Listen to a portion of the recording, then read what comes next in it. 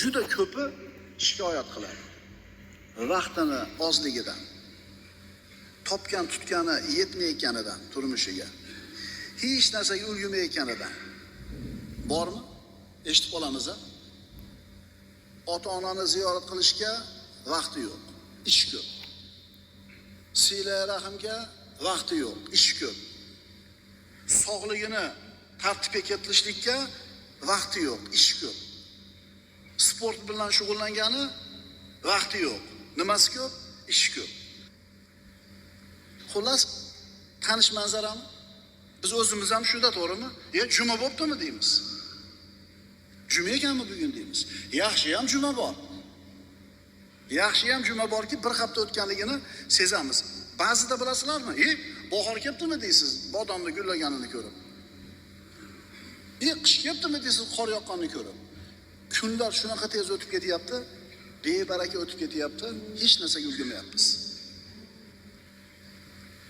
Ulgurmaydi. Hech narsaga. Vaholanki, deyarli hammamizning tayimizda mashina bor.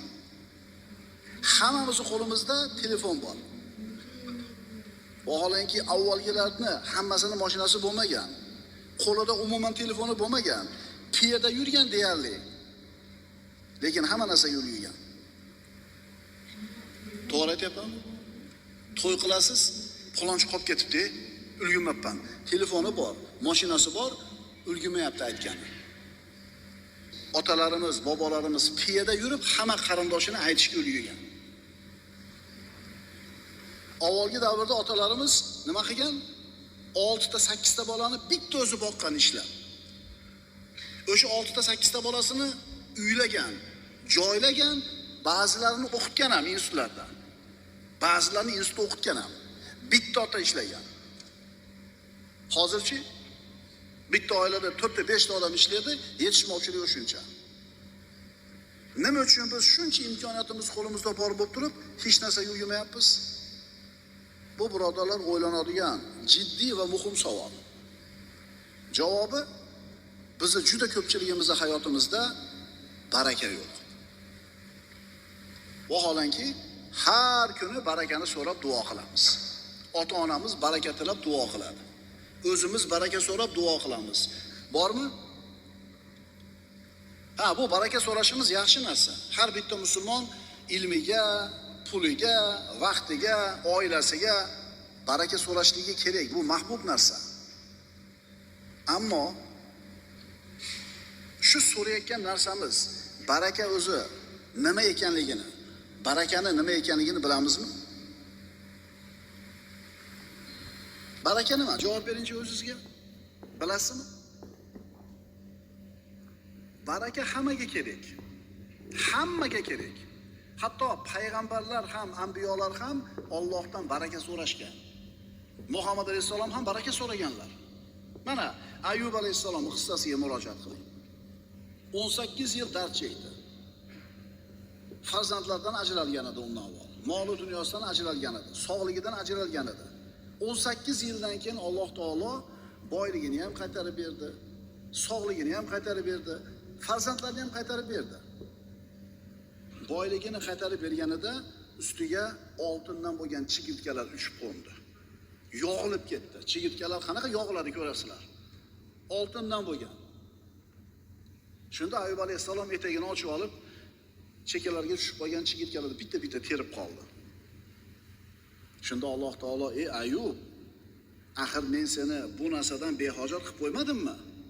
Ya'ni shuncha bersam, terasam yana qolgan qutganini ham" deganida, "Ha, izzatingga qasam, Robbim. Ha, behojat qilib qo'yding, ammo barakangdan behojat emasman-da" dedi. O'sha chigirtkalarning qaysinisida baraka borligini Alloh biladi. Shuning uchun yig'yapti hammasini. Demak, baraka hammaga kerak. Boyga ham, kambag'alga ham, erkakka ham, ayolga ham, olimga ham, omiga ham. Baraka hammaga kerak. Baraka nima? Baraka o'sish va ziyoda bo'lish. Baraka yaxshilikning ko'pligi va uning davomiy bo'lishi. Kichkina narsaga baraka tushsa, uni katta qilib qo'yadi.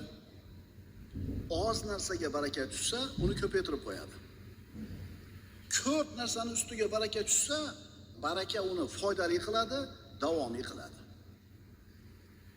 Baraka bir narsaning ustida ilohiy xayriyatning davomiy turishi. Mana birodarlar, barakaning nima ekanligiga salaf solihinlarning hayotidan misollar keltiramiz, osonroq tushunishimiz uchun. Ovqatdagi baraka. Handaq kunida payg'ambarimiz sollallohu alayhi vasallam Jobir ibn Abdullohning uyiga bordilar.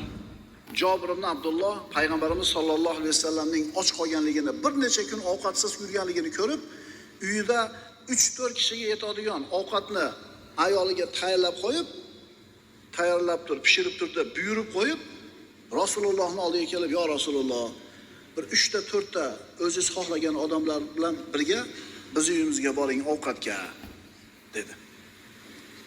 Payg'ambarimiz sollallohu alayhi vasallam, "Ey qavm, Jobir bizni valimaga chaqiryapti, ketdik" dedilar. 300 ta odam keldi. Jobir roziyallohu anhu uyiga kelib, "Ey xotin, sho'rimizga sho'ra to'kildi. Rasululloh 300 ta odam yetalab kelyaptilar" dedi. Ayoli qarab turib, "Holatni bayon qildingizmi? Ozgina odamga yetadigan ovqatligini aytdingizmi?" "Ha, aytdim" deganida ayoli, "Unday bo'lsa xotirjam bo'ling" dedi. Rasululloh aytdilarmi, demak bir hikmati bor. 5 yoki 6 kishiga yetadigan ovqatni payg'ambarimiz sollallohu alayhi vasallam 300 kishiga, ba'zi rivoyatlarda 1000 kishiga yetkazib berdilar. Tushunyapsizmi? 6 kishining ovqati 300 ta odamga yetyapti. Bu baraka deb tushuntiriladi. Moldagi baraka. Usmon ibn Affon roziyallohu anhu Roma qudug'ini sotib olib musulmonlarga hadiya qildi. Pulga olib ichishar edi bu suvni, avval. Bir yahudiyning qudug'i edi. Jayshul Usrani jihozladi. Usmon ibn Affonni payg'ambarimiz sollallohu alayhi vasallamning duosini olishlikka Alloh muvaffaq qildi, moli barakali bo'ldi. Moldagi baraka. Abdurrahmon ibn Avf roziyallohu anhu Jayshul Usrani jihozlashlikka molini yarmini olib keldi. Katta pul edi. Uyingizga bir narsa qoldirdingizmi Abdurrahmon deganida, "Ya Rasululloh, yarmi qoldi uyga" dedi. Rasululloh aytdilar, "Olib kelganingizga ham baraka bersin Alloh, qoldirib qo'yganingizga ham baraka bersin uyingizga." Nima bo'ldi? Shu duodan keyin dedi Abdurrahmon ibn Avf, "Kesakni jildirsam kumush topdim tagidan, toshni jildirsam tilla" dedi. Ya'ni bu majoz. Nimaga, qaysi tijoratga qo'l urmasin, ishi rivojlanaverdi, oqib kelaverdi dunyo. Nima bor edi molida? Baraka bor edi. Tushunyapsizmi? Biz olib qolganimizni foyda deymiz. Berganimizni zarar deymiz. Olib qolganimizni o'zimizniki deymiz. Berganimiz ketdi deymiz. Abdurrahmon ibn Avfni 700 ta tuyali karvoni Madinaga keldi. Sirat darslarida eshitgansizlar. Sahobalarning hayotlari darslarida. Madina shovqin-suron bo'lib ketdi payg'ambarimiz sollallohu alayhi vasallam vafotlaridan keyin. Oysha onamizga buni xabari keldi. Oysha onamiz shovqinni eshitib, "Nima bu shovqin?" deb so'raganida aytishdiki, Abdurrahmon ibn Avfni Shomdan kelgan karvoni shaharni to'ldirib tashadi. Rasulullohni Abdurrahmon ibn Avf jannatga emaklab kiradi deganlarni eshitganman dedi Oysha onamiz. Bu xabarni tezda yetkazishdi Abdurrahmon ibn Avfga. "Siz haqingizda Rasululloh manaqa degan ekanlar." U sahoba yurib yetib keldi Oysha onamiz oldiga. "Ya ummul mu'minin, Rasululloh shunaqa deganmidilar?" "Ha, Abdurrahmon ibn Avf jannatga emaklab kiradi deganlar." Emaklab qolishimiz sababi shu boyligim bo'lsa kerak. Guvoh bo'ling, mana shu 700 ta tuya ustidagi yuklari bilan, tuyalari bilan Madina fuqarolariga mendan ihson dedi. Hammasini berib yubordi. Kambag'al bo'lib qoldimi? Umrdagi baraka. Madinaning ansorlarning sayyidlaridan Sa'd ibn Muoz. Bu kishi 31 yoshga kirganida islomga kirdi. Vafot etganida 37 yoki 38 ga kirgan edi.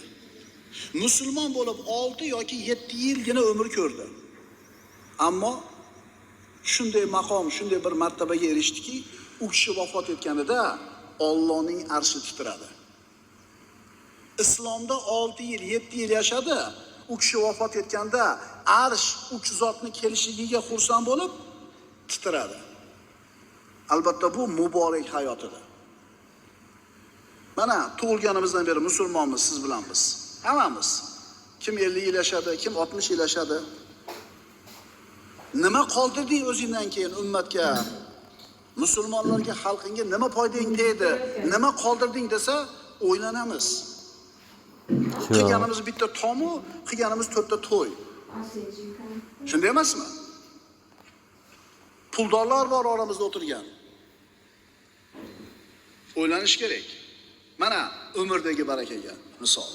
6 yoki 7 yil yashadi musulmon bo'lib, Allohning arshi titradi vafot etganida. Umrdagi baraka. Abu Bakr Siddiq barakotli, muborak inson edi.